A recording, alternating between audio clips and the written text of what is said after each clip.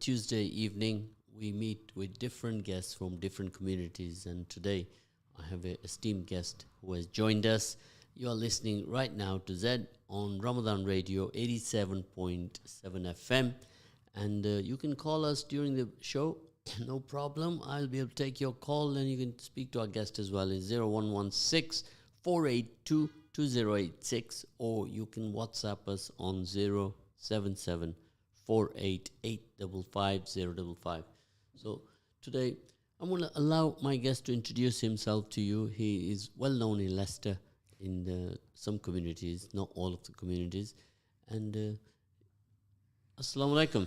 Wa alaikum assalam wa rahmatullah. My name is Fakrul Islam. I'm also known as Moj Boshir. We Bangladeshis are blessed with two names. So we have one name, formal name that we use formally and at school, and we have another name that we know at home and within our community. So my Bangladeshi brothers and sisters will know me as Fakrul Islam, but people, the non-Bangladeshi people will know me as Moj Boshir. Of course, it is a common name in Bangladesh, Fakrul and Islam. Yes. There are many people with that name. So I'm familiar with that because I've sort of had more interaction with the Bangladeshi community than some of the brothers and sisters have in the city. No, alhamdulillah, I'm blessed with this name. For many years, I didn't know the true meaning of this name. And one of the Arab brothers, when I introduced myself, and he was like, oh, alhamdulillah, the pride of Islam. So, alhamdulillah, I'm really happy with this name. MashaAllah. And of course, the surname reflects that as well. Alhamdulillah. So, MashaAllah. Now, you've been in the Leicester scene for many years, haven't you? Born and bred in Leicester, so half a century almost in Leicester. Half a century. Yes, a long time, although you don't look half a century. Oh, alhamdulillah, alhamdulillah, jazakallah. You look much younger. And of course, you've done your schooling here, your primary, your secondary, and your university here as well in Leicester. Everything in Leicester. Right. So right now, this minute, currently, where are you? What do you do? So alhamdulillah, income-wise, alhamdulillah, I'm semi-retired. I've got some investment properties that bring me in a rental income. And what that does is frees me up with time to do what I enjoy doing most at the moment, which is community work. So I'm involved with Darussalam Masjid, and the best part of that I enjoy is that the mosque on Upper Titchbourne? Upper Titchbourne Street. So Darussalam Masjid is, Leicester is known as a city of masjids now. Nobody knows actually exactly how many masjids we've got. Well, I have an idea. An idea, but maybe not exactly. Go on. What's your figure? Do you have an idea? What's your close to 100, small and big? Okay, what we have here in Leicester is 78 mosques, but officially, what is also termed as a mosque is if, like Mackindians upstairs, they have a prayer room. That's also counted as a mosque. And the city retreat on Churchgate, you familiar with that? The city retreat is a wonderful institution. So that is like a masalla, yes. But that also comes under the title of a mosque. So total we have is 106. Subhanallah. So I thought we were this side of 100. We're actually over 100. Yeah, so in that respects, but the actual mosques that, as you would refer to a masjid, would be a figure of about 76. That's okay.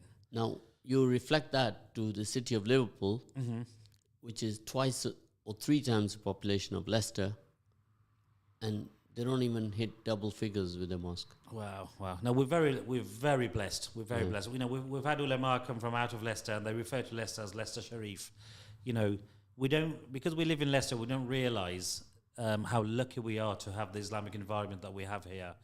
Every evening, there's a bayan in one masjid or another. If you want to be exposed to that Islamic mahal, it's here for you on our doorstep. And the diversity here is next to none, isn't it? Oh, alhamdulillah. Our Islamic brothers and sisters are from all corners of the globe. Yeah. So currently, this particular mosque, if you can sort of give location to people, if they can... So Darussalam Masjid is actually one of the oldest masjids. It's probably number 3 or 4 in terms of masjids that were established. It was established in the early 1970s. But unfortunately now, because the road that we're on, Upper Titchbourne Street, has been chopped up by the council into cul-de-sacs. Not cars don't actually go through this road, so it's actually one of Leicester's best kept secrets.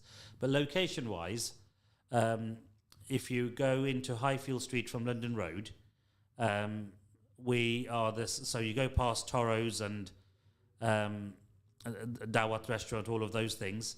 And the first right is Mill Hill Lane, and the second on the right is Upper Titchbourne Street.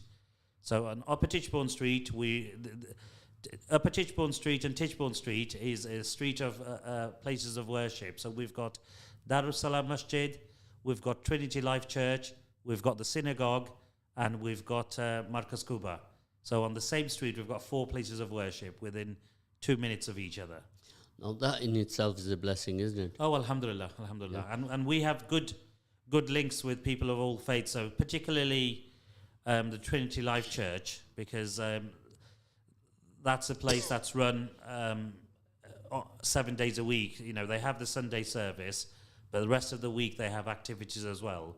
So we have a good connection with them. With the synagogue, they just come and open up for their service, and they leave. So we really don't really see them. Faith is great, and integration and all the spirituality. Faith is spirituality and is humanity, isn't it? Absolutely, absolutely.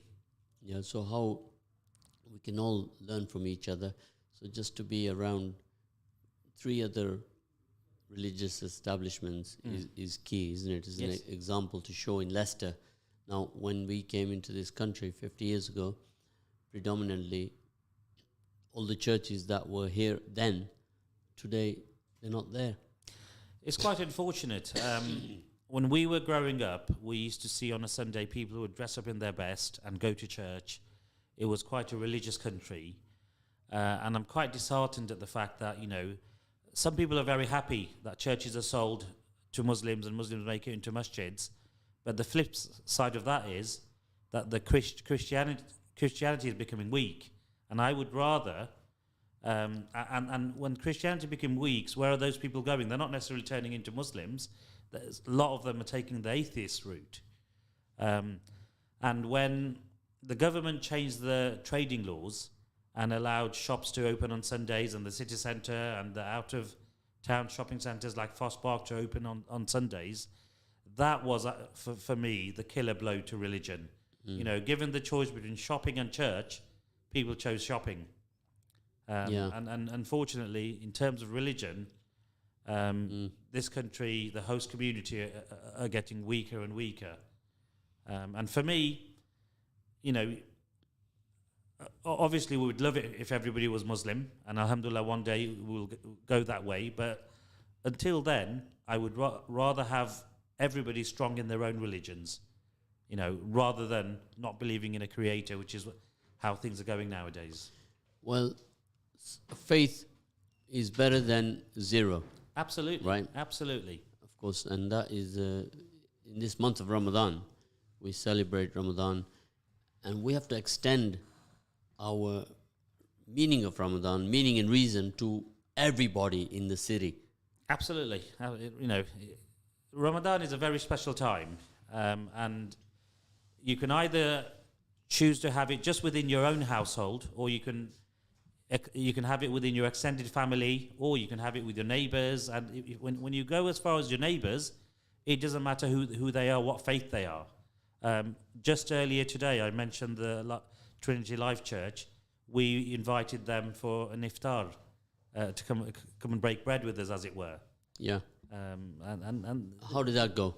Alhamdulillah. So they're checking their diaries, because we've invited 4 people from that place of worship. So they're checking their diaries. Now they asked us, and we said we have iftar every day, so it doesn't matter which day of the week. Whenever you're free, let us know, and we'll do it. Well, that sounds good to me. Now, we have also joined us one of our esteemed councillors in the city of Leicester. So I'd like you to come forward and introduce yourself, sir. I'm Councillor Talukdar. I'm really honored to be here with Jad Radio Ramadan. And another guest is very well known, Fakrul Islam, as Boshir. And we both are Bangladeshi origin, and Moj was born here, and he's working for the community, and he just set an example just right now that inviting churches guests to have iftar with mosque, and we should do that often. We should invite our neighbors regardless of their race, religion, and share the beauty of Ramadan. Ramadan is not just we fasting and nothing happening, and Ramadan is to understand people, understand the hungers, and God said, Ramadan is for me. So if God can say that Ramadan is for me, as a Muslim, we should say that Ramadan is for everyone. We should share our food, our thought, our love, and our care. Thank you.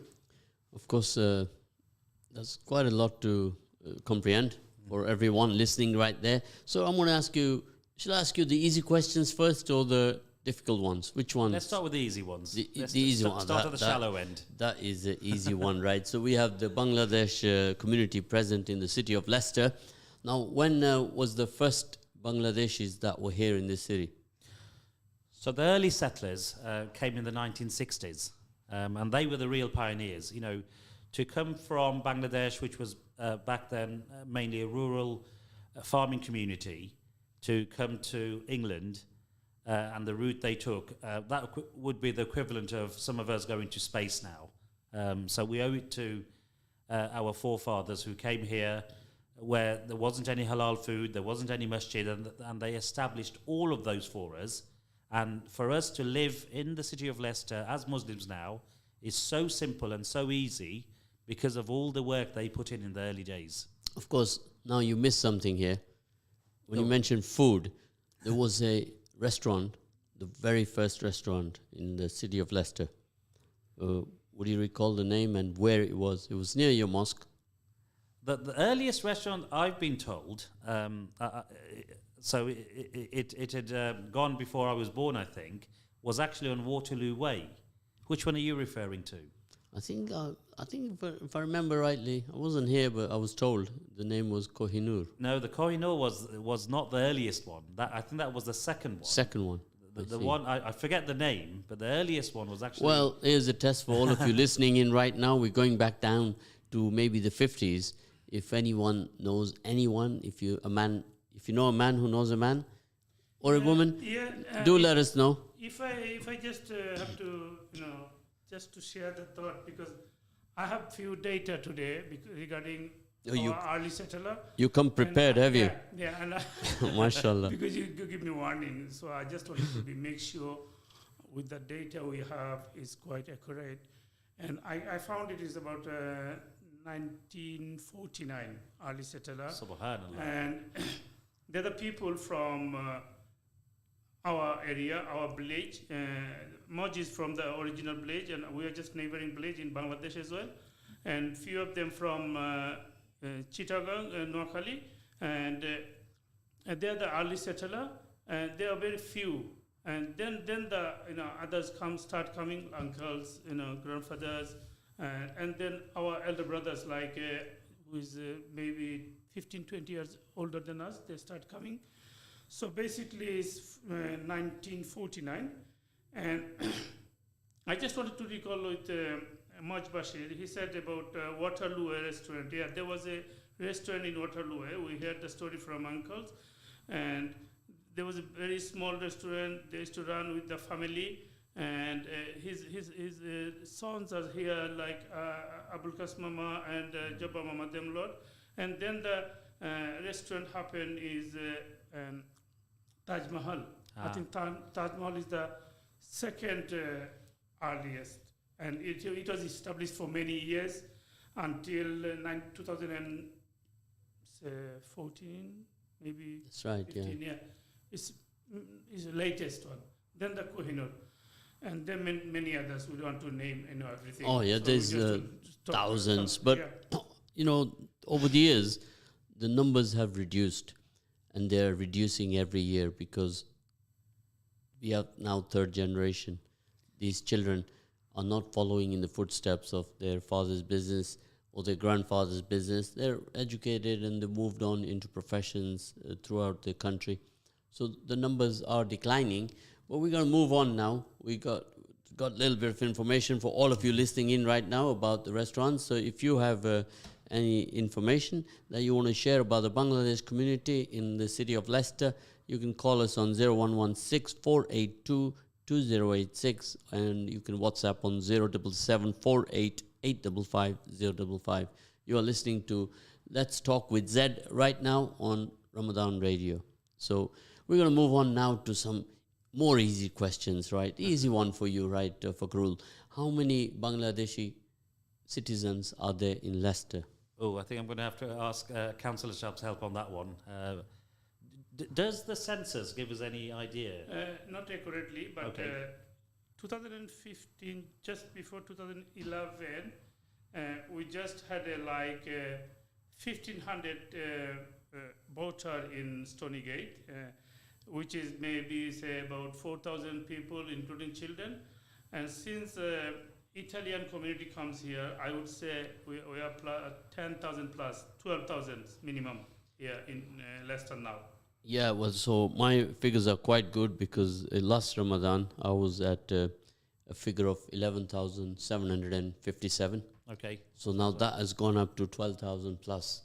So data is key. Data is king. Absolutely. Yes. The one who possesses the data is going to win the race. Your knowledge is your power, right? So that's the way the digitization is heading throughout the world right now. Data is very important, right? The number of people that come to your mosque, who attend, who don't attend, that is all data, isn't it? Absolutely. And of course, this data is absolutely essential in our akhirah, Yes. right? Our spirituality, what we are doing, and the best of quotes during this month of Ramadan, I remind everybody, our service to others is our rent we pay for our room in heaven. Absolutely. Absolutely.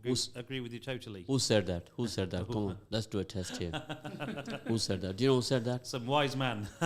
Or could be a wise lady. His name was Muhammad Ali. Yes. He is on his gravestone. In fact, when you have a chance, you can go and Google that and check that. So you see, you have 12,000 plus in the Bangladesh community in Leicester, and you have how many councillors in Leicester representing you in the council? So alhamdulillah, we've got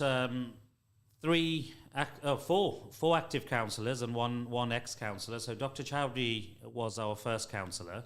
We've got Councillor Talukdar representing the Stonygate ward sitting with us here in the studio, Councillor Sharmin Rahman, and we've got Councillor Ruma Ali serving the Hamilton community, and the recently elected Councillor Shahid Khan who's serving the Evington community. So four active councillors. Okay, that's 4 active ones, yeah? Yes. And the Ex-councillor, Dr. Chowdhury. He's retired now, isn't he? He's retired. He's given a lot to our community. A very educated person. He did a PhD quite early on, and he contributed a lot. I remember having weekend sessions in Bengali classes with him and homework support classes. Dr. Chowdhury and his wife, we would refer to her as Auntie, taught us a lot about education, morality. The whole community, we owe a lot to that couple. To support the community at Yes, that time. absolutely. Of course, when he was appointed councillor, I seem to remember the population of Bangladeshis did not even hit 4,000 at that time. So Dr. Chowdhury is a widely respected figure. And, like with any councillors, everybody in the community votes for them. So he was very popular with everybody before he became a councillor. Great stuff. Now, we're talking about the council stats now. Shall we throw another one to him? Yes? Yes. Go on. Now, this one is about all of you listening in right now is how well are you acquainted or familiar with your council? So, how many members in the council? How many councillors are there? Is our council made up of 54 councillors? This one, I can't handle this one. More data than me. I'm guessing. He gets everything right now. It's like I'm sat here like on a mastermind program, right? And I'm asking him the question and he gets them right. Yeah, of course, 54. Yeah. And how many of them are of which party? Are you familiar? I think we've got two guest seats, Conservatives, but I think even they're going to turn red soon. So no, there's one Conservative. Is it one Conservative? I thought it was two. One Okay. Lib Dem, one Conservative. One of one each. each. One of each. Now that is absolutely that is It's a red that city. is democracy, isn't it? So you got red, blue, and yellow. Now, Yes. if we also had a green, then everybody's happy. I think Labour can spare one seat for the Green. Yeah. So if you want to be an aspiring young councillor and you want to join the 54, and if you're a green, they might let you in. So It's just democracy. Is people let you in to become a councillor. And as you said it, politically, of course, Labour is doing something good here. And Labour is with the people of Leicester and working hard. Yes, there may be lacking of opportunities and everything, because since 2010, there was a massive funding cut from the central government, and the funding stream is really slow. A lot of the savings and reserve is already gone. So you can say that, yeah, we don't mind competition. We've seen city in Conservative, 8, 9 councillor. We've seen city with 10 or 11, 13 Lib Dem councillor. Yeah, competition is open. We are all working for the betterment of the people of the Leicester, our ward, and you can say country. And we are not in power for last 10, 11 years, and Labour is trying to get into the power. So you can say that whole country is blue and we are red. So we are trying. We are not extremely solidly in the power. amazingly, both of you have come here dressed in blue. We're talking about red. Okay, now, you know that in 1972, something very significant happened in this city. Can you remember that? Baby. Yeah, 1972. You were not born. Yeah? No. Okay. Baby. 1972. Yeah, now I tell everybody listening in, at least get to know 100 years of your history. 100 years takes you back to your father, what date he was born, and now what date your grandfather was born, right? So today, we're sitting here, all three of us here today, our grandfather would have been born in the 1920s or 30s. Yes. Right? Then our father, and then we are here. So we call that yesterday, today, tomorrow. And you must reflect upon what happened yesterday in order for us to know what to do today, what we're going to do even better tomorrow. So in 1972, the Ugandan Asians came here as refugees. Yes. Right? Now it's very special because now is 2022 is 50 years. Yes. So we call this once upon a time 50 years ago. So throughout the country, there are events taking place to commemorate, to celebrate, and most importantly, to cast back and remember that as we left as refugees and came to England to start a new life with a lot of strife, Yes. as any refugee comes or anybody new who comes into the country, then we left behind almost 500,000 people they died from political strife, Yes. from the torture chambers, and that is 10 years, over a period of 10 years, that many people died. So that is not to be forgotten, is it? No, absolutely not. And Uganda's loss was UK's gain. UK's gain, and particularly Leicester, Yeah. we benefited from a large That's right, yeah. influx of people who originally came from Uganda, and they took over the garment industry in Leicester. In the early years. Yes. In the early years. Then in the 70s, we had the Ugandan Asians that came. Then in the 80s, late 70s, the Malawi Asians came because there was a domino effect, the knock-on effect of Ugandan Asians being thrown out, expelled. And then other countries got worried that this will happen to us tomorrow because in dictatorship regimes, that's what happens. Yes. The dictator uses that as a tool of rule and instills fear into the people. and overnight they turn against you. So these are the life of ethnic cleansing, the life of refugees, as you see now in Ukraine, what's happening between East Ukraine and West Ukraine, and the whole issue of refugees has kicked off, and so on. So I'm sure you are more familiar with that in the council. Yeah, because we already agreed to accept the refugee from Ukraine, and I just had one data from you, East and West Ukraine. Is it anything dividing the country, or they're staying united? Or I don't know, but of course. Ugandan came. After that, we have Syria and Afghanistan and Leicester City. No, it wasn't in that order. In 70s was your period when the Ugandan Asians came. The 80s, the Malawi Asians came. 90s, after the 90s, the Somalis came. And then it continued in the 2000, the... Come on, guys, come on, hit me with it, challenge. 2000. The Afghans, the Kurdish, the Iranians, Syrian, Iraqis, Lebanese. yeah, they they all came, and we went through that period, Yeah, and then we forgot the Polish builder, Oh, yes. Yeah, right? they- The Eastern Europeans, they Yeah. came, They came. and they came from Lithuania, from Poland, from Bulgaria, from Romania, from everywhere. And if you go along Abington Road, you meet a lot of them. Yeah, yes. Right. So you can imagine now the next easy question for you is how many diversities in Leicester? This is easy one. I think we've got people from every country in the world in Leicester. Yeah. Now let's reflect upon what is our city population. The reason I ask you guys, because I want every one of us to become familiar with our councillors. We have 54 councillors, which ward they're in. I want them all to become familiar with our MPs as well. Because if the people don't engage into the system, then we are not going to be able to do what we would all like to do, is to develop our community. Absolutely. And step on the gas with our coexistence and integration. Right? We can only do this collectively, can't we, Yeah. Fakrul? Yes. No, I think Leicester's very good. Leicester is a very well integrated city. If I go through my contact list on my phone, I've got people from every nationality who I can call close friends. And it's easy in Leicester because Now, that is what we call diversity, yeah. right?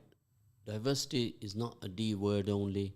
We have to understand it. We have to live by it. And we are fortunate that, look, you speak Bangladesh language. Yes. You speak English. Yes. That's great. Every second language, third language, fourth language, each language you speak more is your asset. It is, yeah. So you want to know how many languages I spoke when I was 10 years old? Go on. 5. Come on, take 5. You were listening to me this morning. No. I just think. You just It's guessed. Just a mix. Go on. Name the Gujarati, name the Okay. 5 languages. Like, Urdu. if I could speak Bangladeshi as well, but we didn't have a Bangladesh community in Uganda. No. We had Gujarati, Mm-hmm. Punjabi, Yeah. Urdu, Yes. English, Swahili. Swahili. Swahili. Okay. And we came here to school at the age of 10, 11, and the kids there are asking me in my school, which was predominantly all white kids there. Which school did you? It's a school called Linwood. Oh, Yes. yes. It's near Saffron Lane. Yes. Yeah. And it's not there anymore. It's now like a learning center. And the kids would ask me that, do you know your alphabet? Right? Okay. And these are the questions they're asking me. Okay. Do I know the alphabet? And, we were well tuned into diversity Mm-hmm. at the age of 10. 10. So when you speak another language, you also then are eating that language's food. Yes. Food and language come together, Yes. I agree, yeah. right? I come to your house, I'm going to engage in some Bangladeshi food, aren't I? Yes. For sure. And so on. So your diversity, your seeds of your foundations of diversity are born. Yes. So all of you listening in right now, we're here today on Ramadan Radio 87.7 FM. Let's talk with Zed. I have my brother here, Fakrul, and I have the Honourable Councillor here joining us, Talukdar, Talukdar. Talukdar, yeah. And you've been in the council for how long? Since 2015, this is my second term, and we were here in 2019 downstairs, and we had your support all the time. Thank you. That's right, yeah. Yeah, you remember that? Yeah. Yeah, we were appreciate it. working together Yes. at that time when Charmaine was standing. Yes. Yeah, and mashallah. So for 12,000 people to have 4 councillors, that's good, isn't it? No, that's good. That's Right? Now, obviously, you're working hard to develop your community, but collectively, if you can join the other communities as well, because we've gone through so many different diverse. I didn't get it. Your community. What do you mean by your community? Well, predominantly your Bangladesh community, they reach out to you because when they have an issue, but where you are standing as a councillor, you have so many other diversities there. Yeah. Right? Just want to clarify that I'm Councillor Aminu Talukdar. I represent Stonygate ward, and I have a constituents who is not Bangladeshi only. Yeah. Gujarati, Pakistani, English, whichever. It's a big list. We are working for all of them. Up to 70 diversities. Yeah, I know that. Yeah. And they are welcome to our surgeries or contact us. Any issues, we have 3 councillors in Stonygate. Any of us will help you. And we are not just for, I'm not just for Bangladeshi councillor. I'm for all of you who lives in Stonygate. I just want to clarify that, but just Jet said it's my community. Of course, we have a community. We It starts, what I was trying to explain is it starts as your community, then it becomes our community. Our community. I So just want to say in our your community. in your area in Stonygate, we did a little bit of research. How many constituents are there in that? It's about 12,500. Yeah, so it's a steady number because the figures was over 11,900 like that in that area. But so it is quite a challenge now to engage with all. And one of the problems, as I mentioned earlier on, is that the people amongst those 12,500 are not engaging with their councillor or their MP. So when you see our voting turnouts, they're not as high as they could be. So when we all work together, our engagement levels will increase. Yeah, Increase. And I think that is where we are heading, that if we are to advance with the coexistence and integration and the diversity and the inclusion, you all have heard EDI, haven't you? yes. Right? We can only make EDI work if we all integrate at a very high level. Now, both of my esteemed guests today, I want to bring to your attention that this year on the radio, we're trying to say, let's put on the table 20 or 30 organizations, charity or community, and then let's work on this integration in terms of getting collaborations for them with our commercial sector, our local government, our national government. So we can all grow together. An example of this is, if you heard the program where Arif Jadsi had come a couple of mornings ago, he does the Leicester Homeless. You must have heard of him. Arif, yes, this is well And known. you see in Arif's history, he started in 2014 and he has now so much collaboration that his project of facilitating the homeless and helping with the poverty in our city is grown. And it could never grow if the collaboration was not there. So we are putting a lot of emphasis across the city to increase the participation of companies. Now, there are very large companies that are already attached with another organization, with larger organizations, but the medium-sized companies is who we want to reach out to say, brother, sponsor this organization every year. Whether you give them £50, £100 is not the point. Put your name there, right? And take responsibility. Take a little bit of ownership, right? And that's where the journey begins. So if you both can think about this and help us with this, and we can do this together, can't we? No, absolutely. That could only result in benefit for the whole wider community. And if we do this across the board, across the city, and then every once in a while, we can have a good Bangladeshi dinner Yes, no. at We're all for food. at our friend's restaurant Yes. in Hinkley Road. Oh, yes. We won't say his name, 'cause, but we know which one we're talking about. Yes. Yeah, we can all get together there and have a good meal there and expand on this project. So Yes. there are Yeah. organizations from all communities that can be part of this. Yeah, I would love that. Yeah. I'll definitely encourage others to join events like this to know each other. No, And it's so- not so an that- event. This is a sustainable project. Yeah, where all these good organizations, good communities like yourself, your organization, through your mosque, you also doing a lot of charity work there, aren't you? And we can bring them on board. And as well as the work we do respectively for our country, like the work I'm doing is for Uganda right now, once upon a time, 50 years ago. If we can also then do some initiatives for our local community, where we are expanding our community with some much needed funds all of the time. And if we be more creative and proactive. Now, another idea for this is we need young people. I agree. Yeah. Young people Yeah, are the young key. people are the key. You know, when it comes to anything, even if you look at the life of Muhammad sallallahu alaihi wasallam, you know, the early Muslims, the early battles and everything, it was the young people who were the main motivators.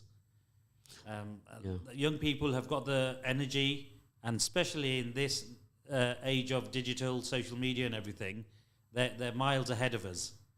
Exactly. And you know, as you said earlier on, it's data's key, and you know, if you're not digitally savvy, then you're going to be left behind, and this is where our youngsters are going to be able to help us. Yeah, that's absolutely Yes. well said. I think you and I better swap places. Yeah, He will take over you. that's right. So next year. Now, I'll bring to your attention a project we did recently, a program where we had about 160 people there and 20 tables.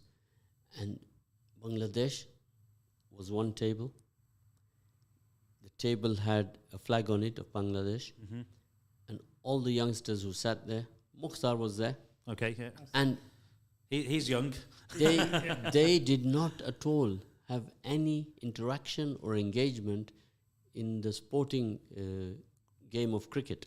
Yes, he mentioned that to me. Yes. Yeah, and that was their first big exposure. And now we are going to build on that by getting more engagement for them in the city. Good. And maybe start a team or integrate them into another team. And this is an interesting one for you. There was a quiz there on the night, and they won the first prize. The Bangladeshi table. Yeah. Oh wow. They won the first prize. And it was a good prize that they had. It was a signed bat from one of the cricket counties called Derby. Okay. Yes. So they also want our support, our engagement, our interaction. And if we can all get together and do that collectively, it'd be wonderful, won't it? Yes, absolutely. So on the night, we used a sport to do the interaction, to bring the young people on. And it's not easy. Now, Bangladesh have a couple of very good world-class players. So they are the ones who are inspiring the young Bangladesh community. Yes. Do you know their names? No, I'm not a cricketing man, so. You know the names? Shakib, Yeah. and many of them, because I met them a few years ago, just before pandemic, they came to the play in Leicester ground and Nottingham, and they visited Leicester, many of the restaurant, and they're world famous now. So yes, if we can invite them in events like this or integration like this to encourage you Of course. to get Now, involved in the sports. Yeah. why Fakrul does not remember or know, because he's into football. Yeah, it used to be in Bangladesh, like before I came to this country, 80s, there was no cricket. After 90s, cricket started to grow in Bangladesh, Yeah. and cricket became a national game now. and we are proud of it. That's right. Yeah.